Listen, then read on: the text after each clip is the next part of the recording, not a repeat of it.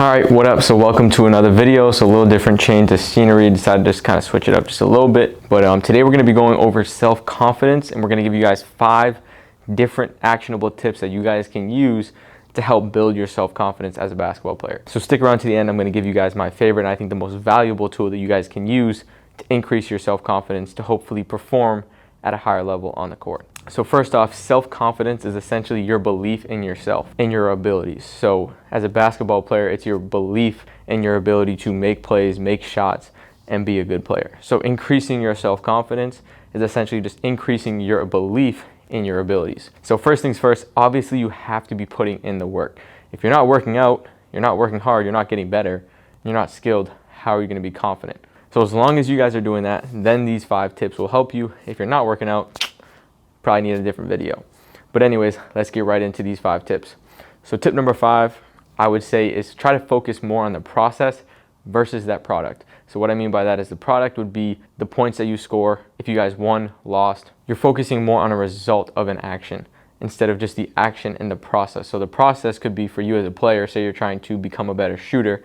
Your process is just making 300 shots, 250, whatever you guys need or feel like is beneficial for you. That's your process. If you tie your self-confidence to the results, you're going to be very up and down, right? Because everyone has bad days. So on the good days, you're going to be really high. On the bad days, you're going to be really low. Now, self-confidence, ideally, you guys are going to always stay up here, even if you guys play bad.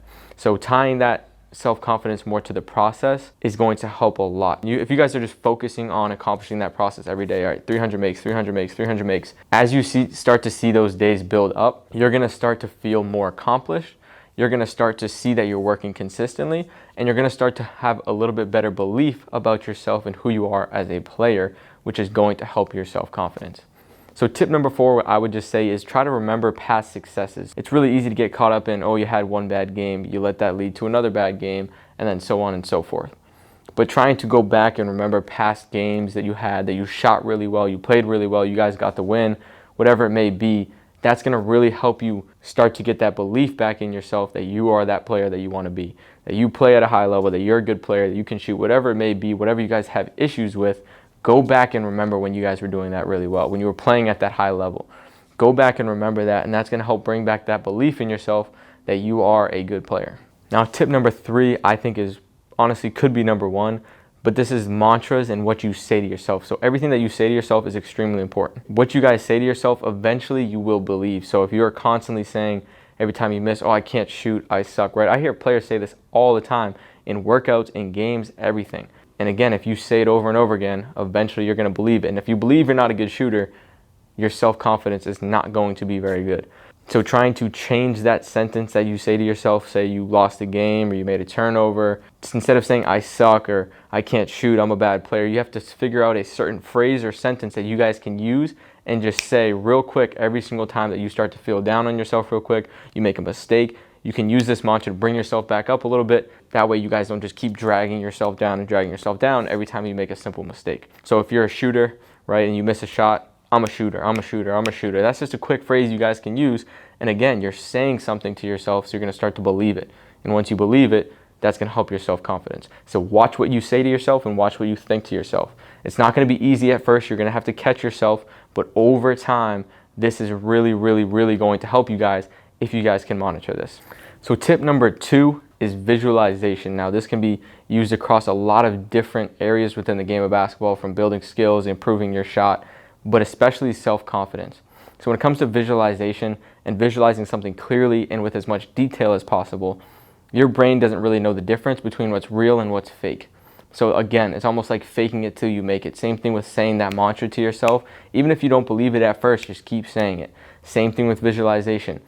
If you guys don't think you're a great player yet, sometimes you have to visualize yourself as a better player than you really think you are until you really start to believe that. So visualization is a great tool that you guys can use to do exactly that. So just sit down, whatever, morning, nights, before games, whatever it may be, and just clearly visualize yourself succeeding at the highest level possible, hitting every single shot, scoring 30 points, winning the state championship, whatever it is.